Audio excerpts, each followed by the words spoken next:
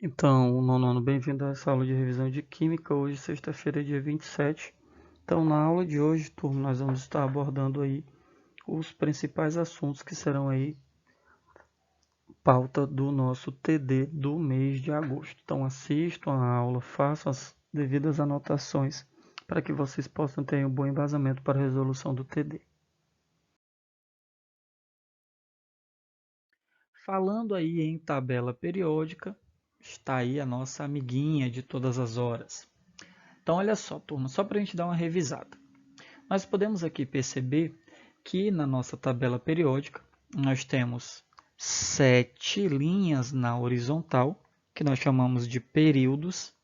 Nós vemos aí que esses períodos eles estão aí diretamente ligados à quantidade de níveis eletrônicos, ou seja, de camadas eletrônicas que um determinado elemento químico possui, ou seja, o hidrogênio aqui, esse rapazinho, que está aqui no período 1, ele está nesse período não por acaso, turma, ele está no período 1, porque na sua eletrosfera ele apresenta apenas uma camada, que é a camada K.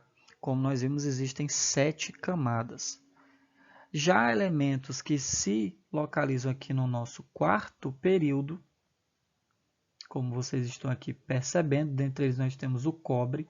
Então, quando realizarmos a distribuição eletrônica, né, deste elemento químico, nós vamos perceber que o cobre, assim como o potássio, assim como o cálcio, eles terão aí na sua eletrosfera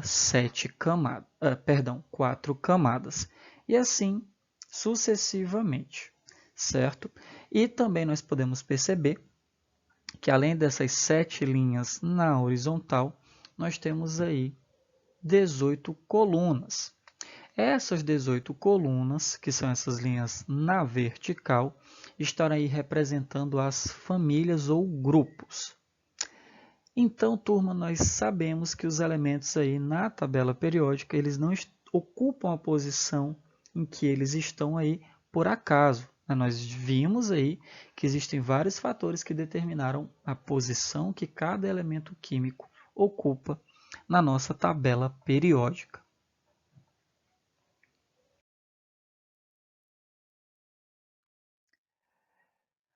Vamos aí falar um pouquinho mais sobre esta tabela periódica. Então, a atual classificação periódica dos elementos está baseada na lei da propriedade, aliás, da periodicidade, perdão, dos números atômicos. Então, a ordem na qual esses elementos ocupam vai estar aí relacionado ao número atômico deste elemento químico, ou seja, da quantidade de prótons que esse elemento químico possui em seu núcleo. Uma outra característica atribuída a esta tabela periódica são as propriedades físicas e químicas dos elementos, que são aí funções periódicas de seus números atômicos. Os elementos estão dispostos, ou seja, organizados em ordem crescente em relação ao seu número atômico, arrumados em 7 linhas horizontais, que nós chamamos de períodos, como eu falei anteriormente, e em 18 colunas verticais, que são os grupos ou famílias. Os átomos dos elementos de um mesmo período têm o mesmo número de camadas eletrônicas, que coincide com o número do período. Então, só para dar uma recapitulada que eu falei anteriormente. Se um determinado elemento químico está no primeiro período, ele possui uma camada na sua eletrosfera. Se ele está no sexto período, então isso significa dizer que na sua eletrosfera ele terá 6 camadas eletrônicas ou nível eletrônico.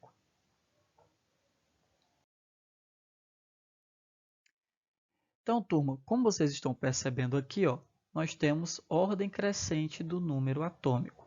Então, vamos aqui inicialmente falar sobre os grupos. Quanto maior for o número do grupo, maior será o número atômico deste elemento químico. Da mesma forma, em relação aos períodos. Quanto maior for o valor do período, maior será o seu número atômico, certo? Então, sempre nessa ordem. Quanto maior o número do grupo, maior será a probabilidade aí desse número atômico ser maior. Vamos só entender. Observem que o hidrogênio está no grupo 1. Ele possui número atômico 1. Enquanto que o hélio está no grupo 18. Ele possui número atômico 2. Claramente, turma, 2 é maior que 1. Então, observa que os números aí, né, que o número atômico em relação aos grupos, quanto maior for o grupo, maior será o seu número atômico. Já em relação aos períodos, mesma linha de raciocínio. Vamos aqui pegar, por exemplo, o sódio, o Na, está no período 3. E vamos aqui observar o cobre, que está no período 4. O número atômico do sódio é 11 e o número atômico do cobre é 29. Então, quanto maior for o número do período, maior será aí o número atômico do elemento químico.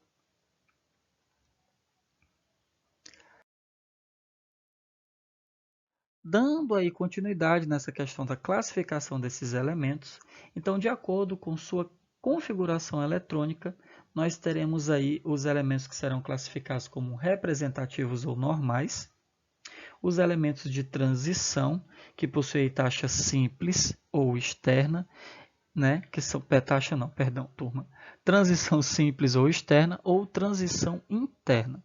E os gases nobres, que nós falamos aí muito sobre eles, sobre esses gases nobres durante as nossas aulas. Então, só para dar uma recapitulada, de acordo com a configuração eletrônica, podemos classificar esses elementos em elementos representativos ou normais, elementos de transição, que se dividem em dois, transição simples ou externa e transição interna, e gases nobres.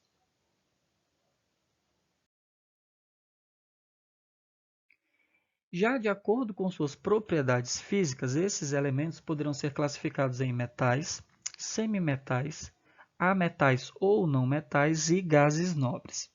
Como vocês estão vendo aí na observação, o hidrogênio ele é um elemento considerado à parte por ele ter um comportamento único. Então, o hidrogênio nem é um metal, nem é um semimetal, nem um ametal e nem um gás nobre.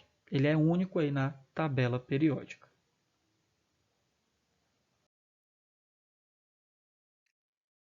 Então, vamos aí identificar, localizar na tabela periódica quem são aí esses elementos. Então, como vocês estão aqui percebendo, turma, temos os elementos classificados como representativos, que estão aqui nessa região e nessa região aqui da nossa tabela periódica. Aqui na região mais central, nós temos os elementos de transição, que aí serão classificados como elementos de transição externa. E aqui nós temos, aqui abaixo, aquelas duas linhas que ficam logo abaixo da nossa tabela periódica, nós teremos os elementos de transição interna. E aqui em destaque, nessa coloração meio azulada, vocês podem identificar os semimetais. Uma curiosidade que a gente também já pode falar aqui, turma, é que esses elementos representativos que estão nesta região, nas extremidades da nossa tabela periódica, vamos dizer assim, eles pertencem à família A, enquanto que os elementos de transição, sejam eles transição externa ou transição interna, pertencerão à família B. Então, nós temos aí dois tipos de família na nossa tabela periódica, né? Família A e família B. Família A está sendo representada pelos elementos representativos e a família B pelos elementos de transição.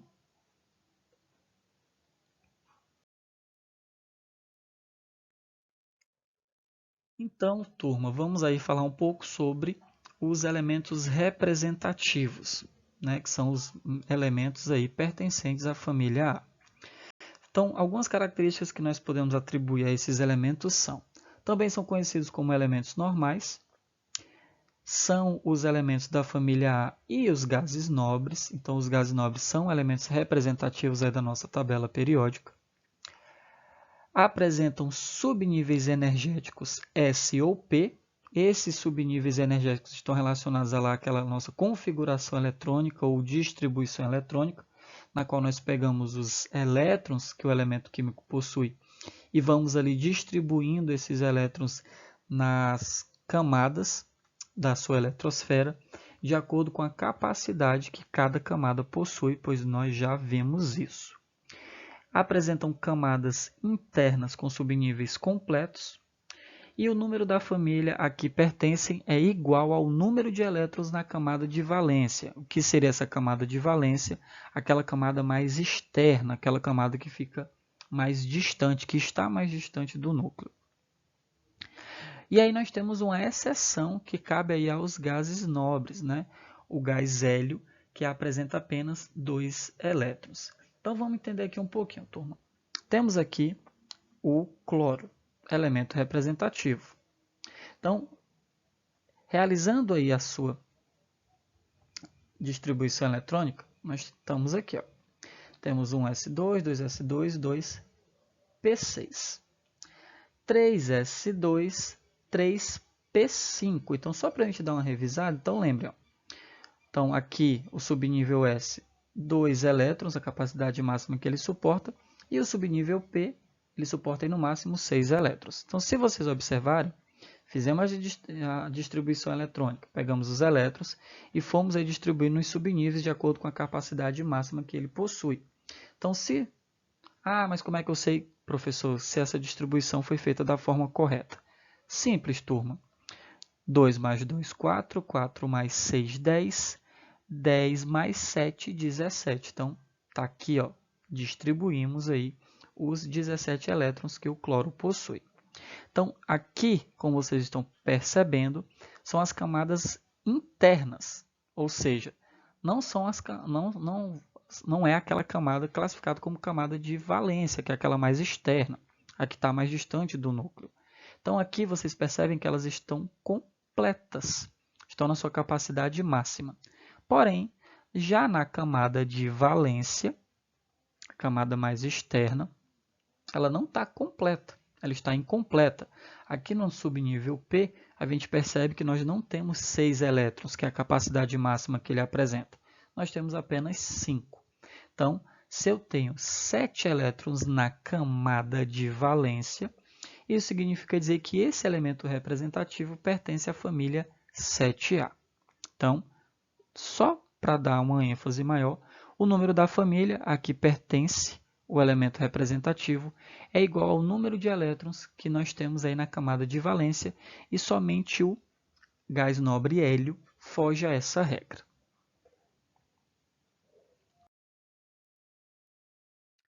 Ainda falando sobre os representativos, algumas famílias são mais importantes e por conta disso recebem nomes especiais. Então, que famílias são essas? A família 1A, também conhecida como a família aí dos metais alcalinos.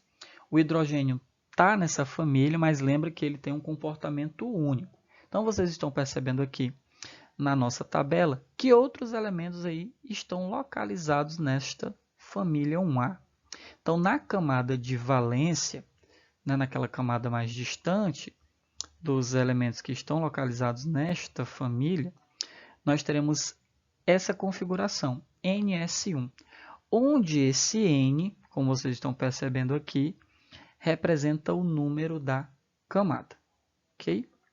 Já aí a família A2, 2A, ela é nomeada como família dos metais alcalinos terrosos. A camada de valência vai ter a seguinte configuração, NS2. A família 6A, chamada de calcogênios, a configuração da camada de valência segue esse padrão, NS2, NP4, então, ó, 2 mais 4, 6, então, determina aí o número da família. A família 7A é chamada de halogênios, configuração aí da camada de valência segue esse padrão, NS2NP5, então o cloro pertence justamente a essa família, a família dos halogênios, e nós temos a família 0, família aí dos gases nobres ou inertes, que aí no caso a configuração da camada de valência será NS2, que é essa configuração aqui, é a do gás hélio, ou NS2NP6, onde o N, falando mais uma vez, está aí representando o número da camada, certo?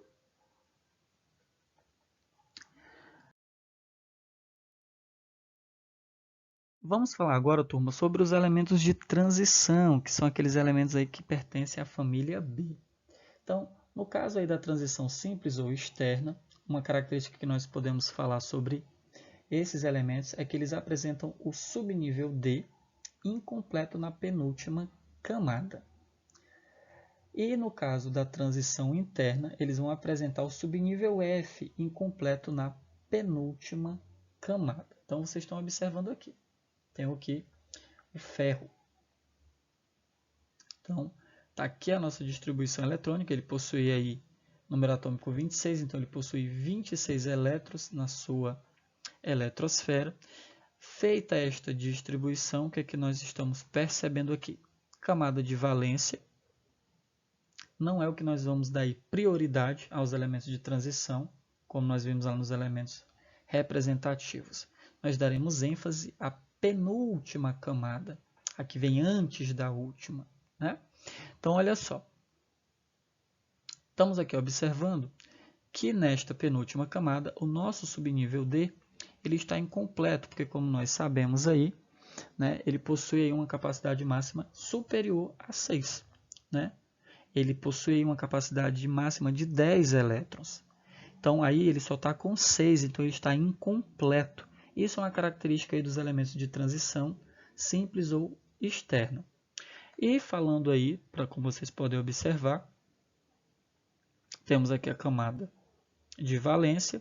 No caso dos elementos de transição, nós não estaremos dando ênfase a ela, mas como vocês podem observar aqui, ó, na característica, o subnível F, que possui capacidade máxima de 14 elétrons, ele está incompleto, aqui ele só está com 2. Ó. Professor, mas antepenúltima? Como assim? Observa que ele tem aqui, né, esse elemento químico, 6 camadas aqui. Ó. O subnível F ele está na camada 4, então, ou seja, a penúltima camada seria a 5, então a quarta camada é a antepenúltima. Então, elementos de transição interna, eles possuem essa característica. Na antepenúltima camada, o subnível F sempre estará incompleto. E relembrando, o subnível F ele possui uma capacidade máxima de 14 elétrons.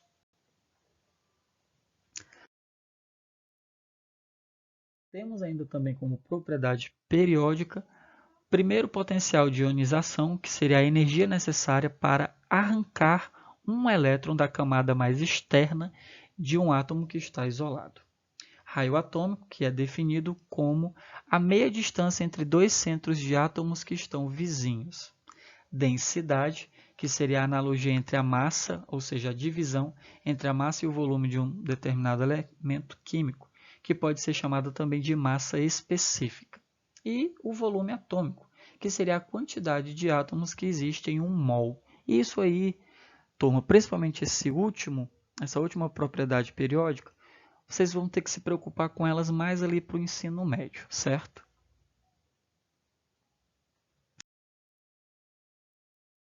Então, o mesmo esquemazinho, ó. Então vocês podem perceber aqui que energia de ionização, então pela posição aqui das setas, nós podemos aí afirmar que o hélio, novamente, é o maior, é um dos elementos que tem maior aí, energia de ionização. Já em relação ao raio atômico, é o oposto. Quanto mais para a esquerda e para baixo da nossa tabela o elemento químico estiver, maior será o seu raio atômico. A densidade, como vocês podem perceber aí, os elementos, né, de transição, como vocês estão podendo perceber aqui na nossa tabela, eles possuem maior densidade. Então, quanto mais central o elemento químico estiver em relação à nossa tabela periódica, maior será a densidade que ele apresenta. Já no caso do volume atômico, a gente percebe que quanto mais tendenciando para a posição das extremidades da nossa tabela ele estiver, maior será aí o seu volume atômico.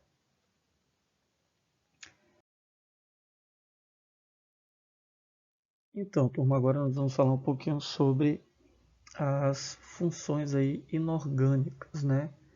Que será também pauta aí do nosso TD. Então, como nós já vimos, essas substâncias inorgânicas são 4: ácidos, bases, óxidos e sais. E aí, como nós vimos, nós estudamos os ácidos e as bases. E aí a gente vai dar uma revisada, porque em química nós temos 2 tipos de substâncias. As substâncias orgânicas, que têm uma parte da química destinada somente ao estudo dessas substâncias, que nós chamamos de química orgânica. Porém, no nosso 9º ano, nós não vamos dar tanta ênfase a essas substâncias. Isso vocês vão ver mais no ensino médio. Então, vamos lá agora dar uma revisada aí sobre essas substâncias inorgânicas.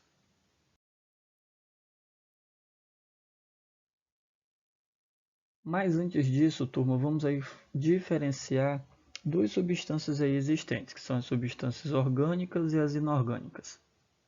Então, acreditava-se antigamente que toda substância inorgânica era de origem mineral, enquanto que as substâncias orgânicas eram aquelas de origem de organismos vivos. E aí, dentre esses organismos vivos, destacam-se os animais e vegetais.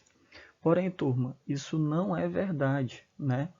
Hoje em dia nós temos aí definições distintas dessas ideias aí que antigamente acreditava-se. O que seria então para a química uma substância orgânica? Seria aquela que tem na sua composição a presença do elemento químico chamado carbono, enquanto que as demais substâncias, né, que não possuem aí a presença deste elemento químico, será classificado como substâncias inorgânicas. Então, essa ideia de que substância inorgânica era de origem mineral não é verídica. Substância inorgânica é aquela aí que é formada pelos demais elementos químicos, excluindo aí a presença do carbono.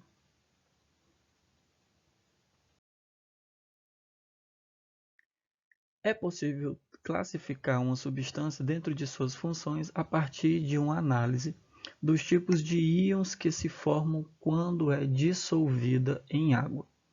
E aí, turma, essas substâncias também são chamadas de funções inorgânicas, que se caracterizam por compostos que não possuem essa bendita cadeia carbônica. As substâncias inorgânicas, elas são classificadas então de acordo com características e comportamento químicos semelhantes.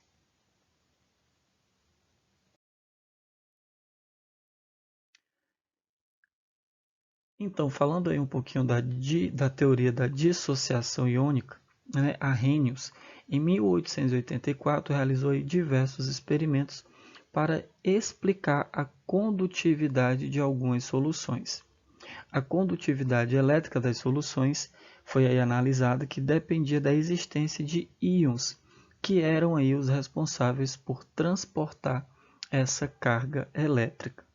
Soluções iônicas transportam corrente elétrica porque seus íons, que antes estavam formando um aglomerado iônico, eram separados quando colocados em água. E aí esse fenômeno é justamente o que nós chamamos de dissociação iônica.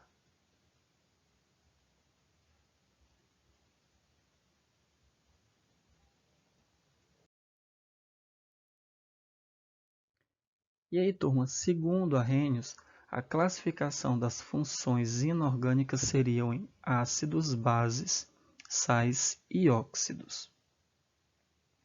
E essa classificação vai envolver aí acidez, basicidade, solubilidade em água, reatividade e condutibilidade elétrica.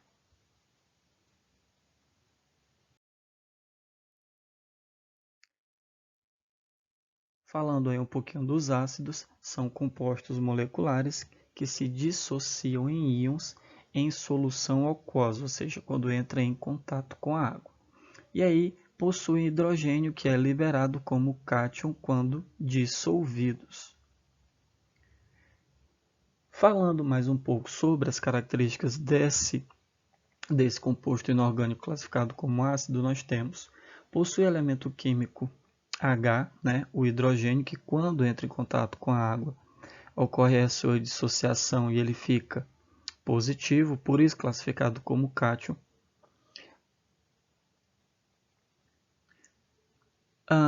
Os ácidos possuem uma boa condução da eletricidade quando dissolvido em água, possuem um sabor azedo, como o do limão, por exemplo.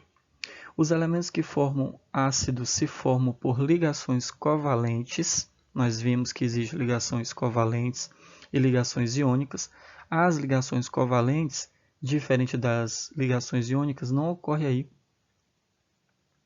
essa questão de doação ou recebimento de elétrons. Nas ligações covalentes, ocorre aí um compartilhamento de elétrons. E aí, no caso dos ácidos, que se formam por esse tipo de ligações covalentes, na hora da dissociação, acaba ganhando aí elétrons. No geral, são tóxicos e corrosivos. Então, quando a gente fala no geral, são tóxicos e corrosivos, pode ocorrer exceções. E os ácidos mudam a cor de certas substâncias, que é justamente o que nós chamamos dos indicadores ácido-base, que são as substâncias orgânicas, ou seja, aquelas substâncias que têm a presença do elemento químico carbono, e reagem com base formando aí sal e água, um processo que nós chamamos de neutralização, e liberam aí o hidrogênio quando reagem com os metais. Então, todo ácido terá a presença do elemento químico hidrogênio.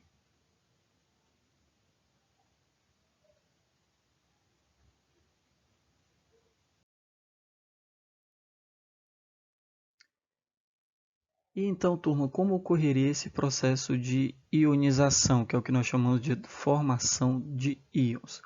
Quando um ácido entra em contato com a água, ele vai se ionizar e vai liberar o hidrogênio, como vocês estão percebendo aqui na nossa tela. Então, tenho aqui 3 ácidos. Quando entrando em contato com a água, ocorreu aí o processo de ionização. O hidrogênio se separou dos demais compostos. Lembrando, como eu já havia falado, a presença do hidrogênio é o que caracteriza aí essa função inorgânica classificada como ácido. Os ácidos eles podem ser classificados de acordo com a presença ou ausência do oxigênio, já que o oxigênio aí não é o que vai caracterizar um ácido. Quem vai caracterizar o ácido é a presença do hidrogênio. Então, quando temos a ausência de oxigênio, o ácido vai ser classificado como hidrácido. E quando temos a presença do oxigênio, que não é regra, não é obrigatória no caso dos ácidos, esse ácido vai ser chamado de oxiácido. Então, classificando os ácidos de acordo com a presença de oxigênio, hidrácidos, ácidos que não temos aí o oxigênio, e oxiácido quando o oxigênio está presente na composição do ácido.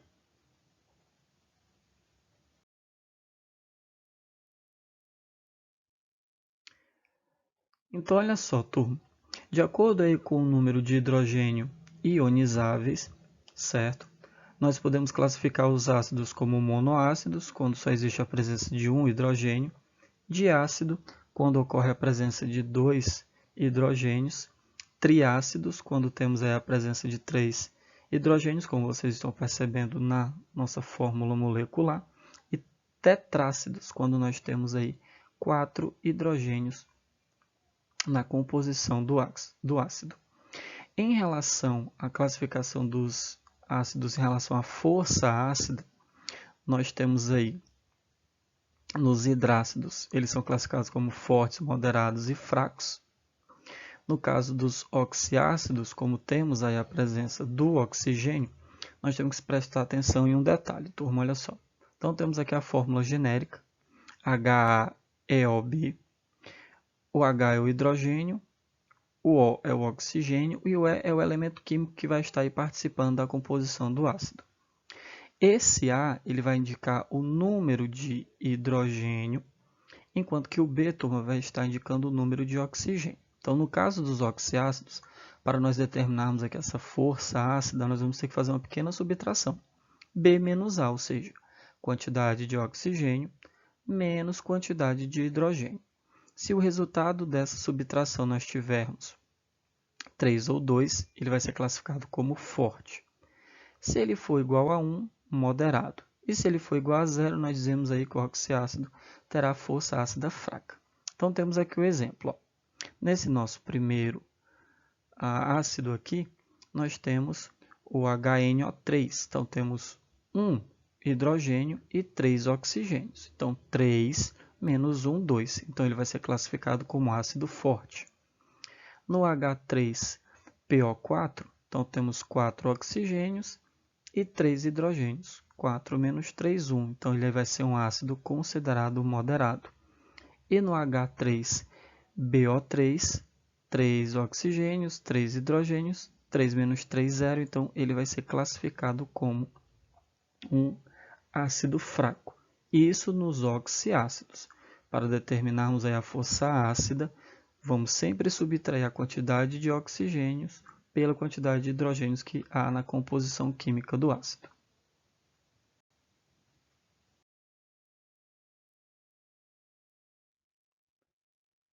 Em relação à nomenclatura, então, os ácidos sempre terão aí na sua nomenclatura o termo ácido, que vai ser seguido do nome do elemento, e aí no caso dos hidrácidos, teremos aí o sufixo hídrico.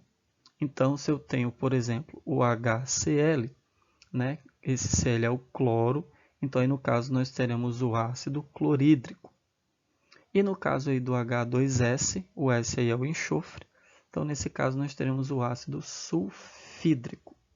Nos oxiácidos, muda um pouquinho a nomenclatura. Teremos a presença do nome ácido, mais o nome do elemento, mais o sufixo oso ou ico. E aí a gente vai ver a diferença, tá? Então, ó, no primeiro caso, aí, no primeiro exemplo que vocês estão observando aqui, o H2SO4 é o ácido sulfírico. HNO3 é o ácido nítrico.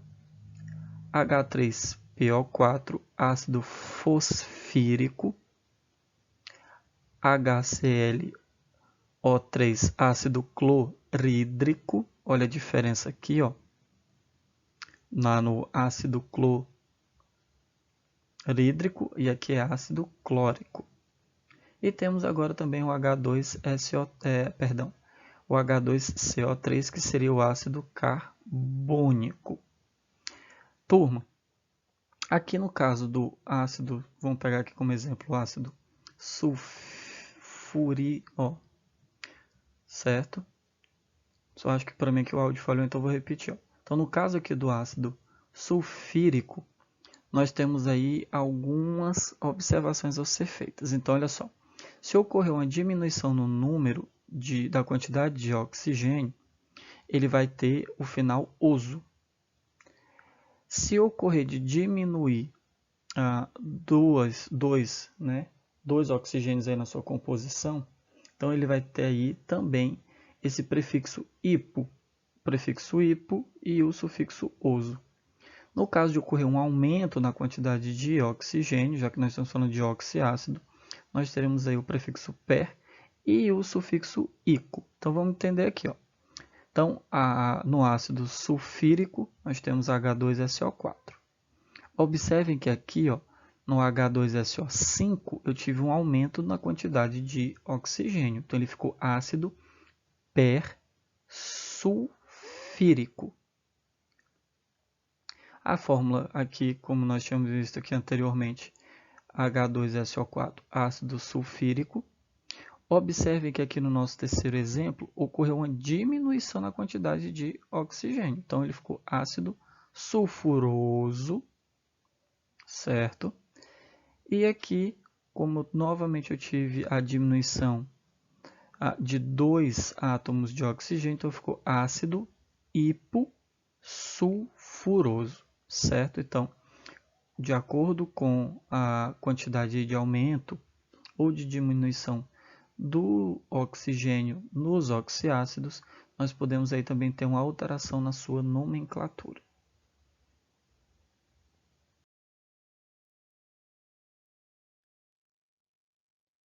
E aí vamos ver, turma, agora algumas funções e aplicações dos ácidos. Então temos aí o ácido desoxirribonucleico, mais conhecido como DNA, que forma o nosso material genético, né? Material genético não só dos seres humanos, mas de qualquer ser vivo.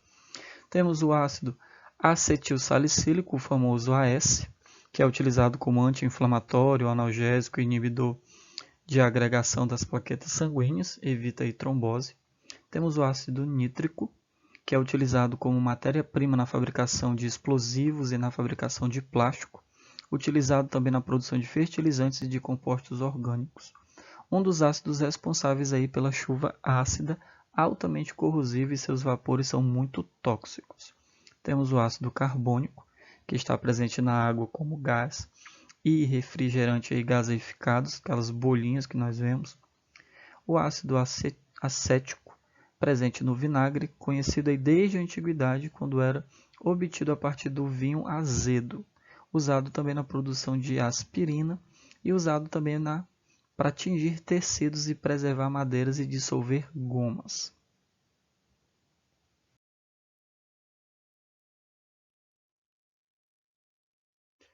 Temos também, turma, o ácido clorídrico, que está presente no nosso estômago aí para participar da digestão.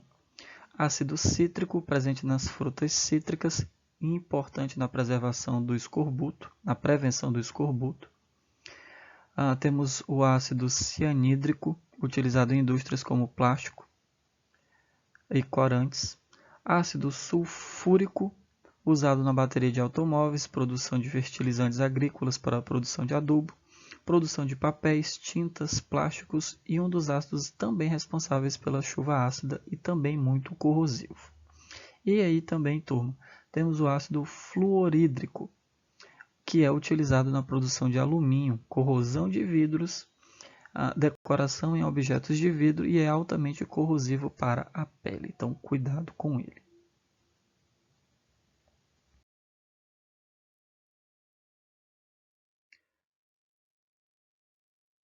Falando agora sobre as bases, são compostos iônicos que se dissolvem em íons em solução aquosa.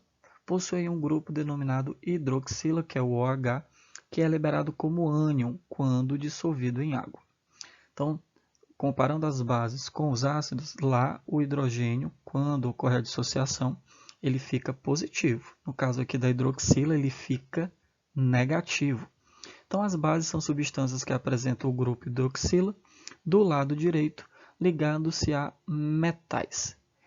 Boa condução de eletricidade quando dissolvido em água, muda a cor de certas substâncias, os chamados indicadores ácido-base, coloração avermelhada com a fenolfitamina, sabor adstringente, que seria mais parecido com o da banana verde, que parece que prende a língua, e reage com os ácidos e produz água e sal, como eu já falei anteriormente, quando falamos sobre os ácidos, em um processo chamado de neutralização, como vocês estão vendo aqui na nossa equação química. Temos aqui o H2SO4, um ácido, o 2NaOH, que é uma base. Quando eles reagem, então ocorre aqui a formação de um sal, que nós também iremos estudar, e a água. Mas isso, galera, a gente vê um pouco mais à frente a definição de sais. O foco agora são ácidos e bases.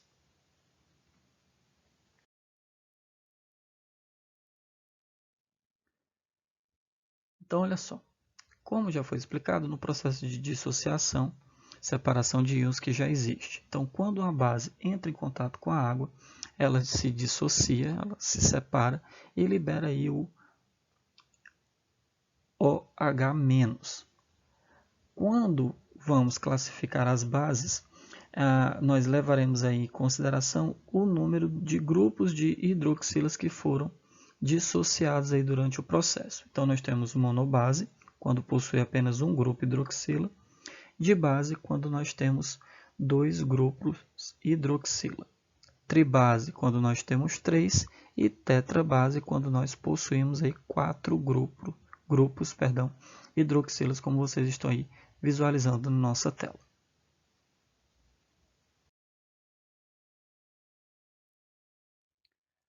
Assim como os ácidos, as bases também sofrem aí essa classificação em relação a bases fortes, que têm um grau de dissociação de quase 100%.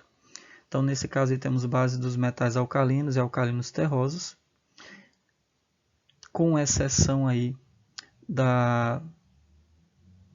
MgOH2, que vai ser classificado aí como uma base fraca.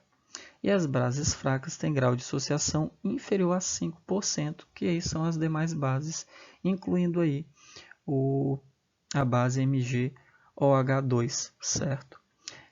Em relação à solubilidade em água, as bases vão ser classificadas como solúveis, pouco solúveis ou insolúveis, certo?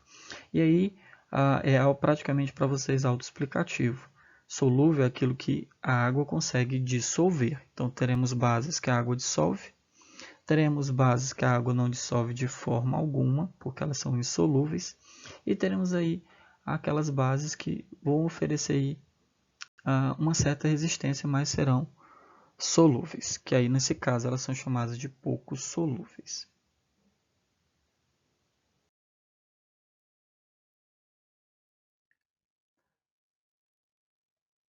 A nomenclatura das bases, né, nós teremos aí que levar em consideração elementos com um NOx, certo?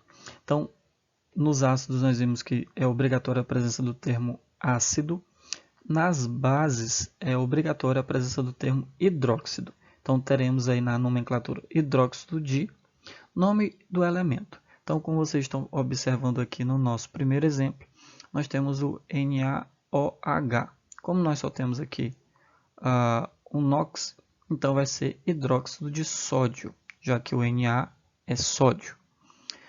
Aqui nós temos o magnésio. Então, nesse caso aqui, nós temos hidróxido de magnésio. E aqui temos o cálcio, então fica hidróxido de cálcio. Quando temos elementos aí com mais de um NOx, que a gente chama de variável, a nomenclatura vai ser similar. Porém, a terminação, nós teremos hidróxido de, nome do elemento, mais o sufixo oso ou ico. Ou ainda nós podemos ter o termo hidróxido de, nome do elemento, mas aí o número de NOx em romanos. Então vamos aqui observar. Temos aqui o ferro, então fica hidróxido ferroso. Nós temos aqui 2 NOx. Então, ou ele fica hidróxido de ferro 2, porque temos o NOx menor. No caso aqui, quando eu tenho 3 NOx, então ficaria hidróxido férrico ou hidróxido de ferro 3, porque aqui no caso ficou a terminação ico, porque nós temos o NOx maior.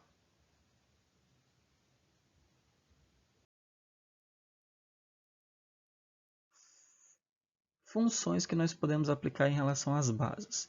O hidróxido de magnésio está presente no leite de magnésia e é muito utilizado para combater a acidez estomacal. A cal hidratada, que é usado como argamassa na construção civil e pinturas. Temos o hidróxido de sódio, ou soda cáustica, como é mais conhecida, que é bastante utilizada para limpeza de materiais, no desentupimento de canos e largamente empregado na indústria. É tóxico e corrosivo, então não são somente aí os ácidos que têm esse caráter. E é muito usado na indústria química para preparar sabão e outros compostos orgânicos. Hidróxido de amônio, componente aí de vários produtos de limpeza.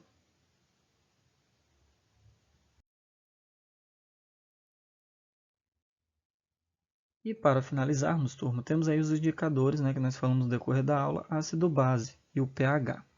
Então, há um grupo de substâncias que assume diferentes colorações em função meio em que se encontra um ácido ou uma base, que nós chamamos de indicadores ácido-base. Há uma escala numérica com esses valores que vai de 0 a 14, que indica aí se o meio é ácido ou básico ou até mesmo neutro. Então, olha só. Potencial hidrogênio. Então, temos aí o fenolftalina. No meio ácido fica incolor, no meio básico fica com cor aí meio rosa e ambiente neutro aí ele fica incolor, assim como nos ácidos. Temos também o tornassol. Em ácido ele fica rosa, em base ele fica azul e aí no meio neutro ele não apresenta cor alguma. Então, como vocês estão percebendo aqui, ó, quanto mais o valor tende a zero, mais ácido a substância é em relação ao pH. Quanto mais próximo de 14, mais básico será aí a nossa questão. Então, turma, forte abraço a vocês. A atividade vai estar aí disposta aí para vocês na nossa sala virtual e até a nossa próxima videoaula.